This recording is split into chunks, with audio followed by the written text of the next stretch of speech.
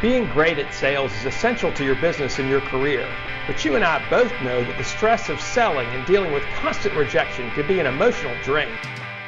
My entire brand, No BS Selling, is based on the belief that professional sales is a skill and not a personality, and that to be better at sales takes constant refinement and a dedication to your craft. This show is for salespeople and entrepreneurs who are committed to improving their sales skills and getting better results, and are sick and tired of the BS game that often happens between buyers and sellers. Welcome to the No BS Sales Podcast, and I'm your host, Walker McKay. I'll help you and your sales team make selling easier, feel less cheesy, and be more lucrative. It's time to change the rules and level the playing field between you and the people you sell to. You're already good. Let's be better. Welcome to the No BS Sales Podcast. I'm your host, Walker McKay. I want you guys to listen today because I've got a guy that I've known for a long time, Steve Schaffer. He is the EVP, I think, Executive Vice President of Business Services for a company called TalentThrive. They're a recruiter for salespeople and for top executive talent. They do stuff all around the country. Steve and I are going to talk today. He's going to share with us how the recruiting industry's changed, how he sells, and also if you've got a job interview, what's the best way in 2020 to handle it, how not to screw it up. So pay attention today. This is really good stuff. Steve Schaffer, welcome to the program. Oh, thank you, Walker. I appreciate you having me. Tell me something. Where are you located? Where's your home base? Cincinnati, Ohio. Cincy. All right, I knew that. And where'd you grow up? Cincy. I've been here all my life. Certainly explored other places throughout time, but this is where I ended up, and I don't think I'm going anywhere. I'm the same way with Columbia, right? I was never coming back to this shithole town, and I went away to college and was really never coming back. And only came back for 6 months, and that was 30-something years ago. So, and I'm glad I stayed. Steve, you had an interesting career and several things we've talked about that have kind of influenced and of who you are today and your mindset, stuff like that. Do you mind sharing a little bit of that with us? Yeah, no, I'm happy to, Walker. And, it's a bit of a long and winding road, I suppose. Years ago, I was with a regional bank and I was doing fraud investigations of all things. And what I learned, it's kind of interesting, but what I learned about that experience is kind of reading people, kind of getting an understanding of what people may not be saying, but you know they're saying. And I guess what that really, although it's a great experience, I really did enjoy the role, believe it or not. It got me exposed to a couple other things. I got exposed to a talent management company of all things years ago, and came on board with them. Had a great career with them.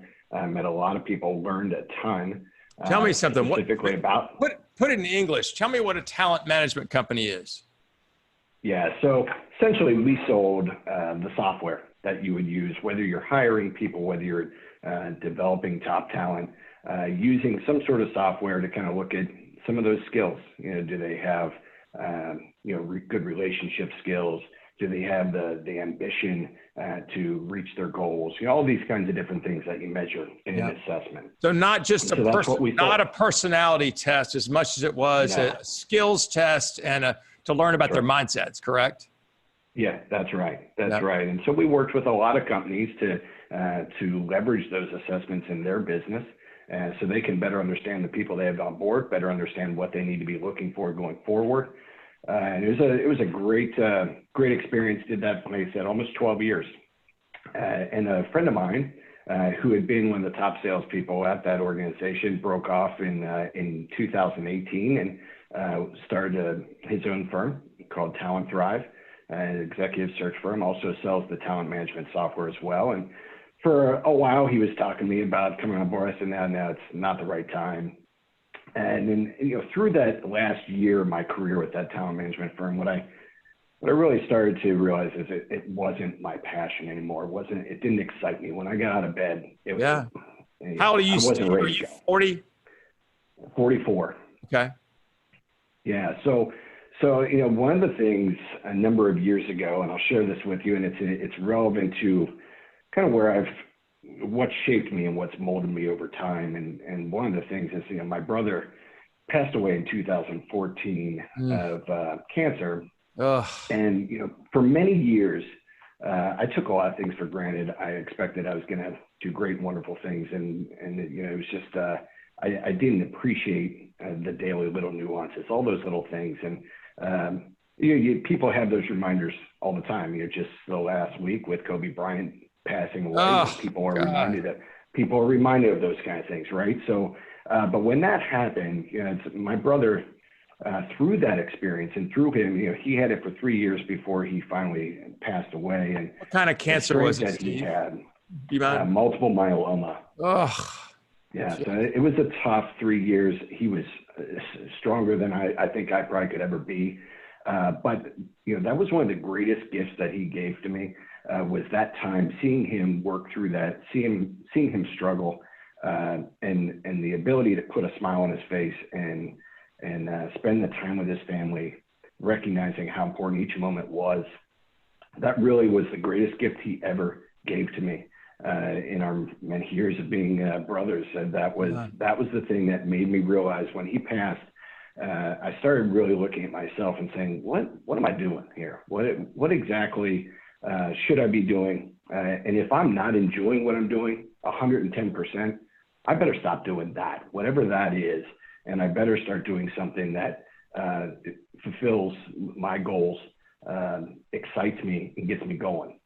It's interesting because a lot of people have a friend who who's diagnosed with throat cancer about 2 years ago. He's a dear friend, and he is a cancer survivor, and he did the treatments and that kind of stuff. And friends have come up to him and said, what'd you learn? What did you decide to change because of that? And the cool thing he said was, I love my career. I love my family. I love what I'm doing. And the good news was it was a check that I'm doing exactly what I'm supposed to be doing. So, pretty tough check, right? But it's, we need those pivot points where whatever is going on can remind us of what's really important. So, I'm sorry about your brother's loss. And I like I always believe there will be some good. You have found the good that can come out of that. Well, and it's very easy to get caught up in the terribleness of it. And so it took me some time, but it helped me. And I may have shared this with you a while back, is that, it wasn't immediate that I said, oh gosh, I really have to embrace every day. It took time. But eventually what I realized is, look, what I was doing in that talent management software firm, although it was great and it was very rewarding financially, all those things, it wasn't rewarding for me personally and what I really need to kind of keep my juices flowing, so to speak. And so, get it. So eventually in February 2019, you fast forward a little bit, I came on board with TalentThrive with Nathan. And so the two of us have been growing this business, building this business. It's exciting. It's challenging. It's exhausting at times. How did you pick that industry? I know, did you pick Nathan or Nathan pick you? Was it the industry or the person or both? What was it that drug you there? Well, look, I think what I would tell you is what I experienced over almost 12 years with the talent management firm. There was some really good, and there were some things that weren't so great. And like with everything. So right. But with that, what I learned is, okay, knowing what Nathan was going to be doing and the culture that he was going to try to build was very much aligned with what I would want to build. And so we took lessons from that past experience. Since we both were there, we both experienced it. We said, okay, what did they do really well? And let's incorporate some of that. And what did they not do good at all? And gosh darn it, we're never going to do that. And so we were able to kind of pick the good, eliminate the bad. And so we're growing something that's pretty special here. And it's about energy. It's about positivity. It's about excitement. It's about being authentic and cutting out the bullshit. See, I love a lot that. of it out there. I love that, Steve, because I've always known that about you. You're a straight shooter. You don't put a candy apple coating on anything. He's a no BS guy. And that's, quite frankly, that's what the no BS sales team really appreciates. And they look for in people is somebody who's a freaking straight shooter. And if something's fucking wrong, or not right, and they just call a spade a spade. And that's so important in communication and being actually human. So, I admire the hell out of that. So now you're here at this firm and you're helping companies hire. Tell me about the process, about hiring people. What's changed in the last 4 or 5 years. And what is it that y'all specialize in? Yeah. So in terms of what's changed, I'll simply speak to some of the things that we do differently. And everybody knows there's tons of search firms out there, whether you're focusing strictly on executive level or whether you go down to some of the mid-level management, whatever it is. And we kind of cover all kinds of things. And we don't do the hourly stuff. But what I will say is, we are not the paper pushers, the firm that's going to just find a bunch of resumes and get them in front of the client and say, hey, here's a bunch of people to pick from. That's not our business. That's not what we want to do. There's plenty of people doing that, and that's fine for them. If that's working for them, great.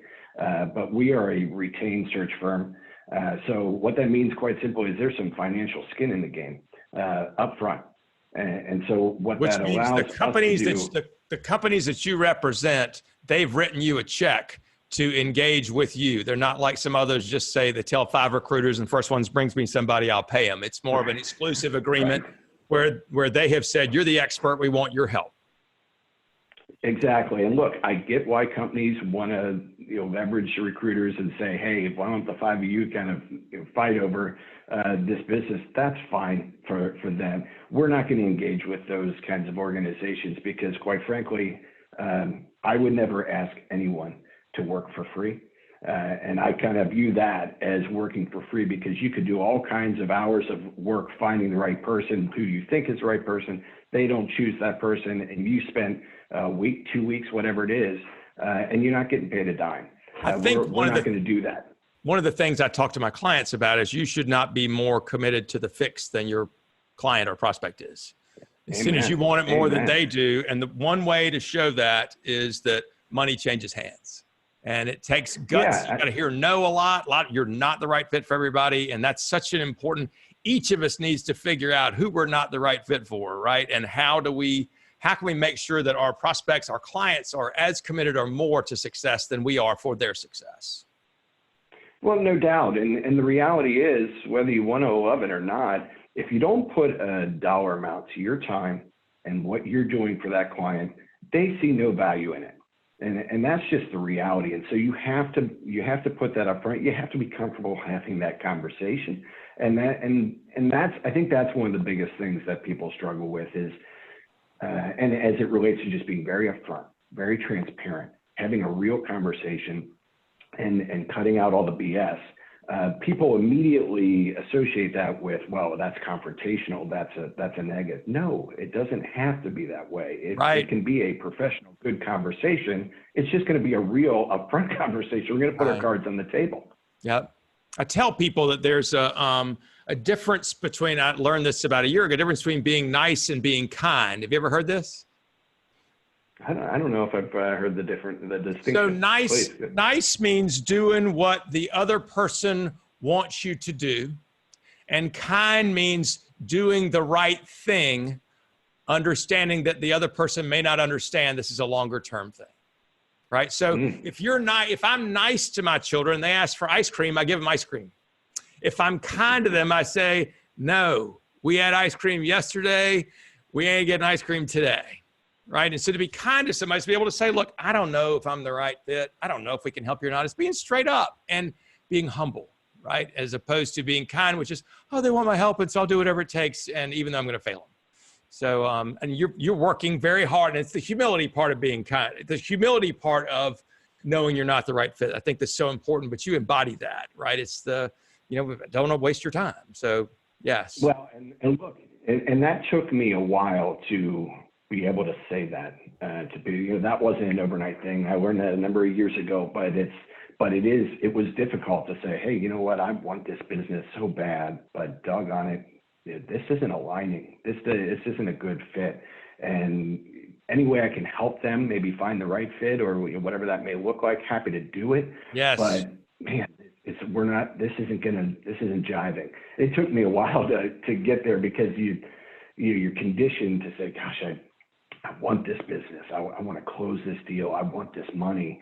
But sometimes it's just not worth it because at the end of the day, if you fast forward, you're probably not going to get to the end result that you want or that they want. And so why are you doing it? And what are we doing this for? And you have to be okay with saying, yeah, this isn't the right fit, but how else could I help you? Can I put you in touch with someone else? What might that look like? It's funny, I teach, and I think you follow a sales system. And among the reasons we have a sales system is so that we have something that we can follow and we don't get emotionally involved, because as soon as our emotions, as soon as we don't follow our system, we start to wing it. Our emotions get involved. We say, I want this, which may have absolutely nothing to do with, number one, with your getting it, and number two, with your being the right fit. So it's right. Just willing to be straight up. So tell me about, are y'all using LinkedIn to find people? What are the tools that you're using to find the right folks? Well, and I'm glad you went there, because you mentioned the word tools, and I think that's important. That's the thing that I think a lot of firms that are in our industry, they're not, in my opinion, they're relying way too heavily on those things. The LinkedIns, the ZipRecruiters, the Indeeds, whatever it may be, those are all nice tools, but they are just a tool. The thing that is what we kind of refer to as your money maker is the phone. The good old fashioned, hey, pick up the phone and let's call some people. Let's talk to some people. Who do you know? You may not be the right fit. Gosh, I know you probably know someone that we could help get a job today. Who is that? And can we talk to them? Do you think they'd be comfortable having a conversation? But wait, so Steve, you're actually making cold calls. Those don't work. Did anybody tell you that cold calls don't work anymore? Well, they've told me, but I refuse to buy it because I keep doing it, and it keeps working. So I'm not gonna stop doing it. But look, and you have to be okay with. Yes, are there times we've called into a company and asked for Susie Smith, and we get a hold of Susie and say, hey, Susie, I have no idea if this is a good time, probably not an appropriate time for this conversation, but have an opportunity, would love to chat with you when it's appropriate for you. Would you even be open to that? And I've done that tons of times. I can count on less than one hand how many times they said, who the hell are you and what gives you the right? And they hang. I don't get that. But the thing about that's different than all the tools, different than the emails or the in-mails with LinkedIn, it's tonality, Walker. You can't pick up on tonality in all those different messaging tools. Right. Well, you can actually have a conversation, and they hear the inflection in your voice and the kindness that comes across, and that you're just simply trying to present an opportunity, nothing more, nothing less. And it's okay if you say no, that's all right. That's a whole different thing than just putting out some blanket message to people and hoping it sticks. What's interesting is that I think among the biggest fear people have about making cold calls is exactly that response that you just said, where somebody says, who the hell are you? Why are you calling me? And and after selling for 30 years, I have probably had a dozen people. And what I've realized too was that some of that was my approach was shitty, right? And I started that way. The other is maybe they're just having a bad fucking day. And the person you can always yell at a sales guy because they're not like real human beings anyway. I think people just think they can treat salespeople that way. And I think what we have to realize as salespeople is it ain't personal. They don't know you and they're having a shitty day. And if you call them back in a week, they won't remember you. So, That's right. Anyway, so I'm glad you shared that. That's really good. So you're using the phone, you're picking up, and you're recruiting all over the country, right? Yeah, all over the country. We've done a little international, but nothing. It's usually just Canada, things of that nature. Nothing overseas. But it's about dialing. It's about getting on the phone. Who do you know? Who do you know? All those kinds of conversations. And that's the thing. That's the challenge. I think the biggest challenge in our business, and maybe specific to our company, is it's always about people. And so finding the right people that are willing to make those dials, that are willing to have those conversations, because you've got a lot of people, depending on age, depending on how they grew up and what tools they've used, they may rely on those tools maybe a little too much. Right. And just understanding that, look, at the end of the day, having conversations with people is going to get you closer to that right person. It's not going to be messages all day long. So what you're saying is the people that you hire below you to go out and recruit candidates, they need to be ready, willing, and able to pick up the damn phone and spend the day on the phone. And so how do you, go ahead. I'm sorry, Walker. I was just going to say that is something in the interview process. If we say it once, we say it 100 times because, and we don't want any kind of mutual mystification, if you will, of, yes. Oh, well, I don't recall you saying that in the interview process. No, we say it ad nauseum till we're like, okay, I get it. I get it. Do you want me test to call people for that? Yeah, from an assessment standpoint. Well, and I was actually asking not even about the assessment, but about, I've got a client now that's hiring people who are going to be on the phone. And the last part of our interview is the third meeting. The first face-to-face meeting is where we say, nice to meet you, and spend a few minutes talking. And then you hand them a list of 10 prospects and say, call these, see if you can set up a meeting. And what I found is those people that freak out, I mean, if they ask questions for 2 or 3 minutes and then roll on it, that's fine. But if it's longer than that, why in the hell do you want to put them in a career where they'll be miserable? Yeah, and it's interesting what we do. We do it from the very beginning of our sourcing and recruiting process for us internally. As soon as we find someone that we might be interested in bringing on board, we'll try and call them. If we got a number, that's the first thing we do. Pick up the phone. If we have to leave a message, we pay very close attention. How quickly do they get back to us? If we send an email, how quickly do they respond? If we bring them in for an interview, how quickly do they either send a message back or call us back saying, hey, just wanted to thank you so much for having me in. Looking forward to knowing what the next steps might be. We are paying attention to every bit of those communications, the back and forth, because the way we see it is if that's the back and forth that happens with us, chances are that's the very similar back and forth you're going to see with their companies that they're calling on, the candidates that they're trying to source. It's going to be the same behavior. And so we pay attention to that behavior throughout the interview process to see what we're going to get if we brought them on board. I think it's so smart and so true. And that most people, I tell my business owners I work with that probably the day of your last interview with your person is probably the best they're ever going to dress the entire time.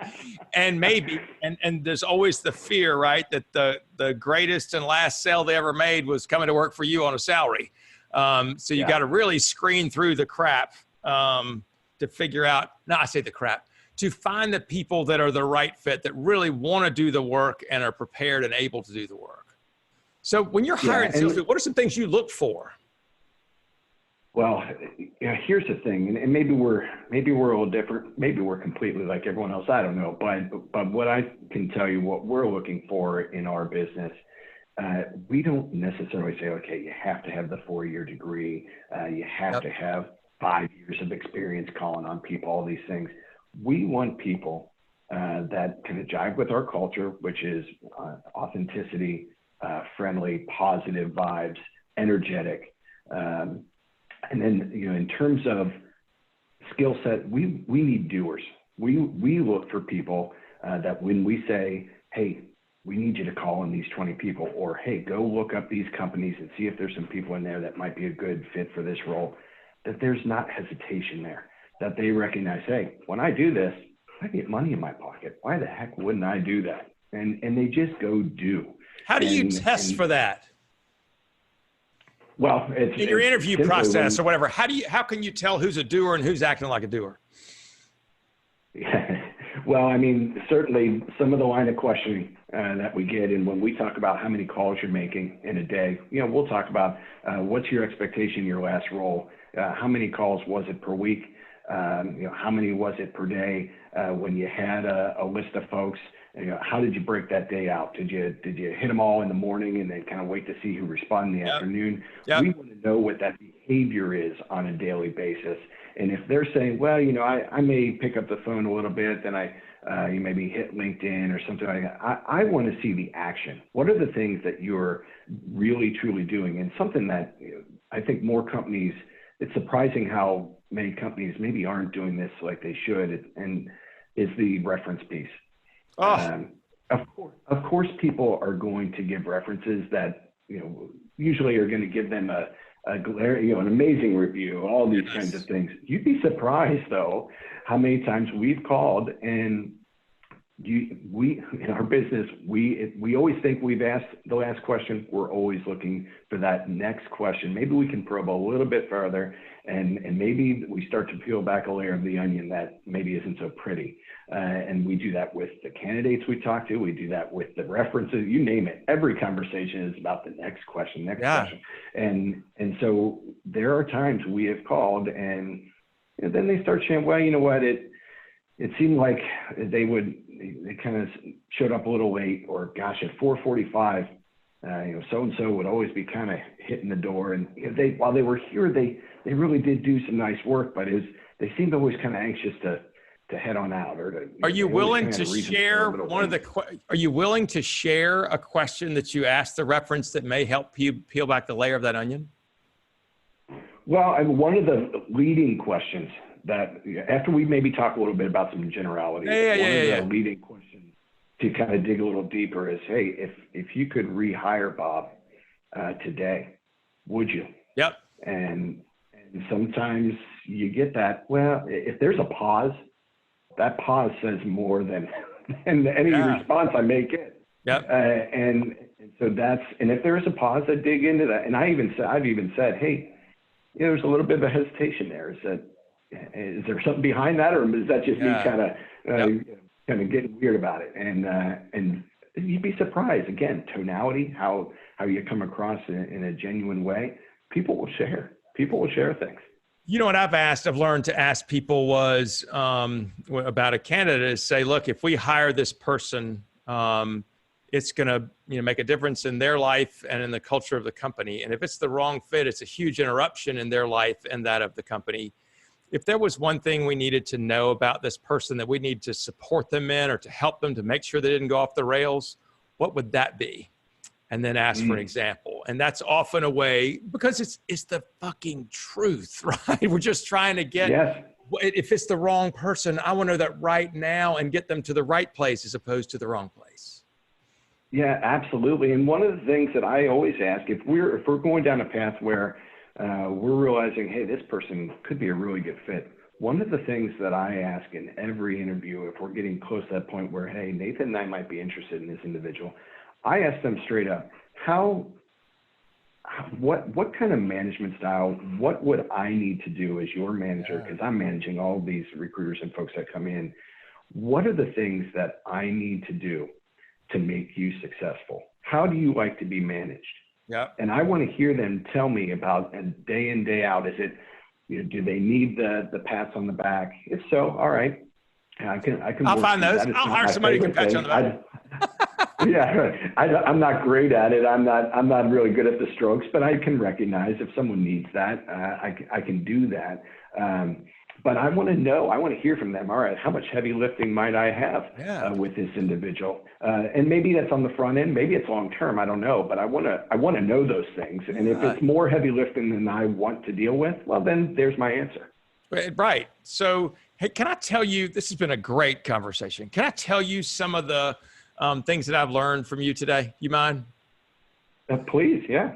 So a couple of things. One that just pounded me right between the eyes is how all of our paths, our past lives, or how we've gotten to from today, it kind of steers us in a direction, whether we know it or not, right? We take cues, whether it be the subconscious or conscious, about who we are today. And I love that the big takeaway from you about your brother's freaking tragic loss, his death way too early, was that you were able to take that and say, I want to make sure that I appreciate it every single day, and that the work which is taking up so much of my time, it's meaningful to me. And I hope that I too recognize those things as they come around. And I know I take things for granted, but what I've noticed about you and your authenticity is that you don't take a whole lot for granted, and that you are working to be, to be a true self and to be a testament to your brother's life. And I freaking love that. Steve, how would people get in touch with you if they wanted to talk to you about your services or this interview? Yeah, so there's a number of different ways. Certainly if you want to just check out our website and see kind of the stuff we provide, that would be www.talent-thrive.com. And then my email address is steve@talent-thrive.com. Perfect. So those are the two. Certainly, I love a phone. I'm a phone guy, so I don't know if you want to put that out there or not, but yeah, sure. I'm all about that too. Yeah. So my direct line, my cell is 513-602-1210. What I'll tell the No BS sales team about Steve is he's a straight up guy. He means what he says. If you're a business owner and you're looking to recruit, he's probably a good person to talk to. And if you're looking for advice in your career, he's also a good one for that. I mean, to dump everybody on there. No BS sales team, I appreciate your listening. Thank you for sharing, rating, and reviewing this. Be aware of the things that are going on around you and how your past life may be impacting you either negatively or positively today. And focus on that and see how you can make yourself better. How can you improve to make your life better and that around you? And sometimes we have to notice what we're doing now. So if I've got this newsletter that a lot of people are signing up for, if you, that has a copy of one of my videos, it has a link to the newest podcast. It also has some articles I'm typically reading and recommending and a book list of the books that I'm reading and enjoying. So if you want to be on that, please text the letters NOBS, no BS with not a space in the middle, to the number 66866, 66866.